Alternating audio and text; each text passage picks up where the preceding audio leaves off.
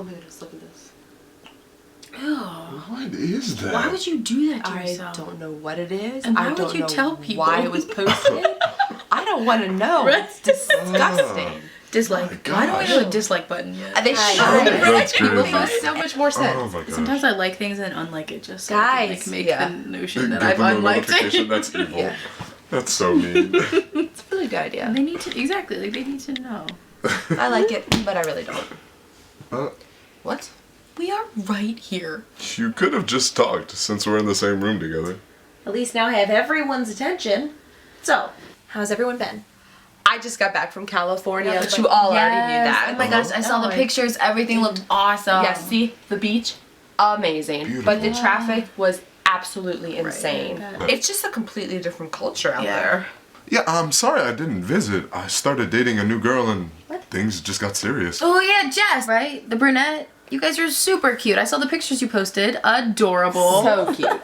Thanks, but no, Erica actually. But we broke up. Back to swiping right for dates, I guess. Oh my gosh, are you Wait, serious? is that a thing? Yeah, it's an app. No? You know how busy I am with school and work. I don't have time to go out.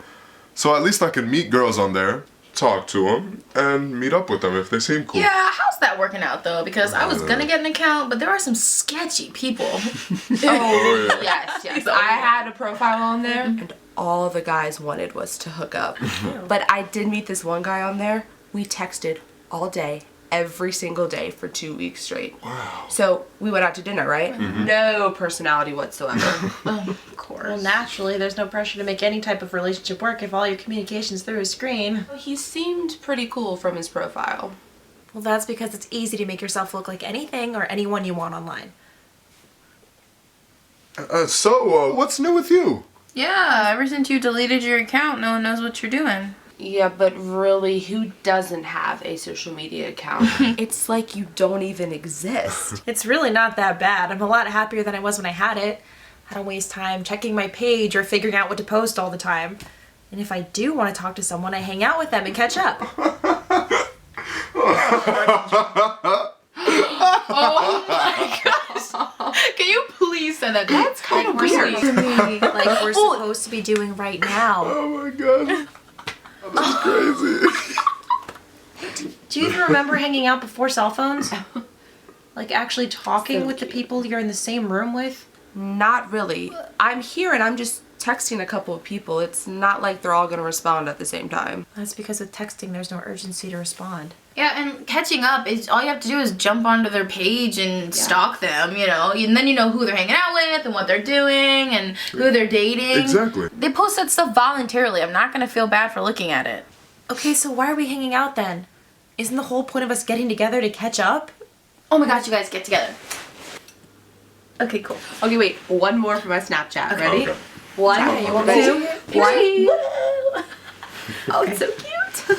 You guys want me to send this to you, or actually, I'll post it and tag you guys in it, and then you can just jump on my page. and get Perfect. it. That works. Seriously? So you're gonna tag everybody and be like, hey, had a great time, let's do it again, when really all we were doing was sitting here while you all talk to your friends via text or Facebook. It's ridiculous. Because I certainly have no need to hang out with you if I can just check all of your social media accounts. I mean, it's not like we're not having fun. Yeah. People just post pictures with friends and post about what they're doing all the time. That doesn't mean it's how it should be.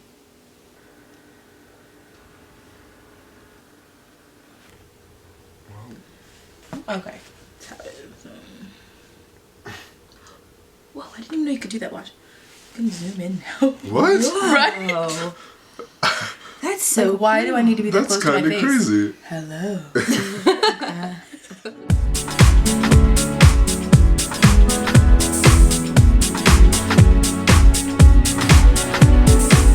My social media accounts are Facebook, Twitter, Instagram, Pinterest, and Snapchat. I'm on Facebook, Instagram, Tinder, and Snapchat.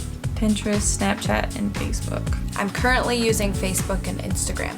The benefit of social media is the fast connection, really. Connecting with old friends, making new friends. Keeping in touch with family or keeping in touch with friends that maybe moved away. Within seconds, you can find out just about anything and everything about anyone. And everyone notices, even potential job employers to significant others. You can connect with people that you haven't seen or heard from in a long time. But we think that because our profile's on private, that we're virtually invisible. You can really see what anyone's up to. There is no such thing as privacy on social media. Everything is out there for everyone to see. If it's on social media, a status, a photo, anything, it's not going anywhere. Everyone also feels like they're a part of your life and they feel entitled to that information because you're friends with them on Facebook, so obviously that gives them the right to get into your personal life. With anything readily available online, we can pretty much pretend to be anyone. Cyberbullying and harassment easily and frequently occur through message threads, pictures, and posts. Most times, there's no one to stop things from escalating. It's hard to crack down on those bullies when they're hidden behind a different name. People who are bullying you, it's a lot easier behind a screen, especially like it's a lot of people you don't know. They don't know your personal life. They don't know what's going on with you. And it feels like there's no repercussions for saying how you feel, regardless of how you make other people feel. When I was really depressed, I was on Zanga. Like, I was hiding behind a computer because that was easy and I didn't want to deal with the world. That actually brought on a lot of like cyberbullying. A lot of people would see like what you're going through. People would just like constantly like beat on you and just make it so much worse. No one actually posts everything that happens in their lives. It's more like a highlight reel to get them the most likes. We're looking for approval or creating jealousy for our lives. There's lots more, at least in my life, comparing to other people. It creates jealousy over who liked what or who favorited what. And we forget how easily we manipulate the way we appear online. Almost everything is photoshopped and filtered, so we're competing with each other to live better filtered lives. You have time to ponder what exactly you want to say or what exactly you want to post or how you want things to come across. In person, you're forced to be you.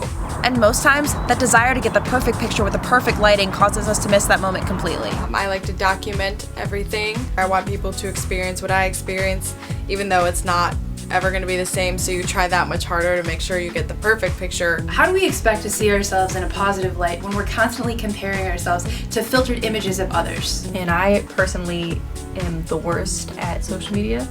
No one will know who I really am through social media or text message because they don't get my energeticness or characteristics. While we may have thousands of friends and followers, how many of them are really your friends in real life? How many of them do you personally know something about? And more importantly, why do we correlate our friends and like counts to our self-worth? Are we becoming more social?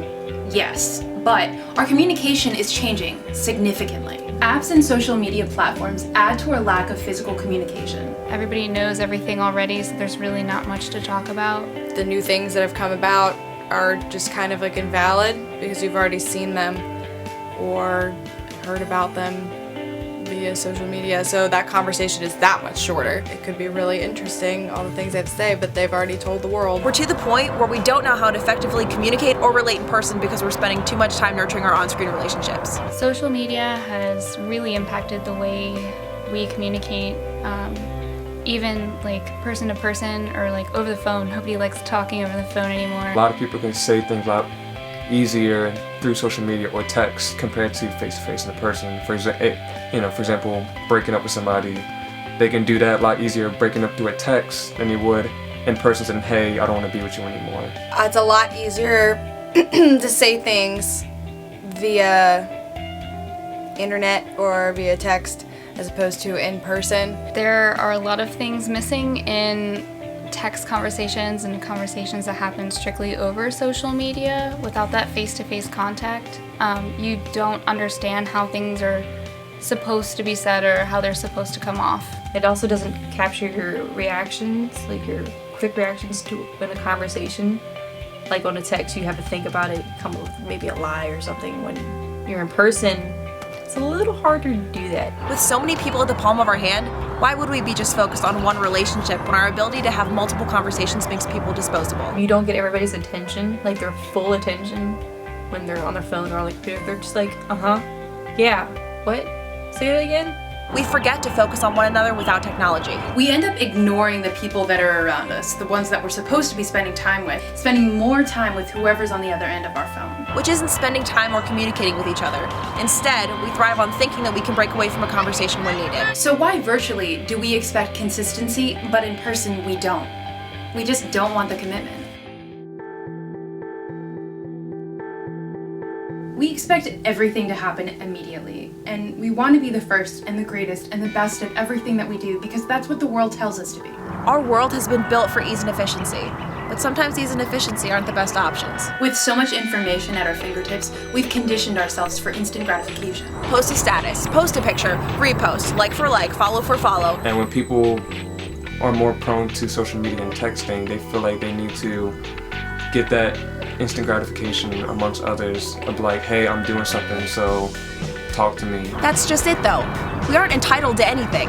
We are called to serve others' needs before our own. I know a lot of people have resorted to online dating and Tinder because we feel like we have not been able to find somebody worth our time. We don't really give that many people the time of day. We don't really get a chance to go out and meet new people because we're just around Facebook. We can meet them on there. Why do we need to go out and put ourselves out there? You can just find them online, and it's really easy. Meaningful relationships, successful careers, and good habits all take time, patience, and a lot of hard work. There's no overnight success formula. This part of instant gratification also has a basis in communication and how we expect to communicate. When we have a problem, we text our best friend, and if they don't answer, we text someone else, and then someone else, until someone answers.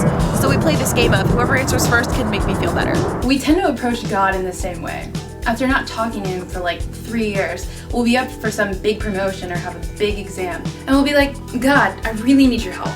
And after 3 minutes, we'll sit and physically wait for a sign that he heard us. And if we don't instantly feel better or get our way, we say, oh, okay, you didn't answer, I guess you were never really there for me in the first place. And we go right back to how we were before. But we can't expect God to communicate with us the way we communicate with everyone else. We have to be more receptive to the way he does communicate. And God tells us in Jeremiah 33:3, call to me and I will answer you and tell you great and hidden things that you have not known. Romans 10:17 says, through faith comes hearing, and hearing through the word of God.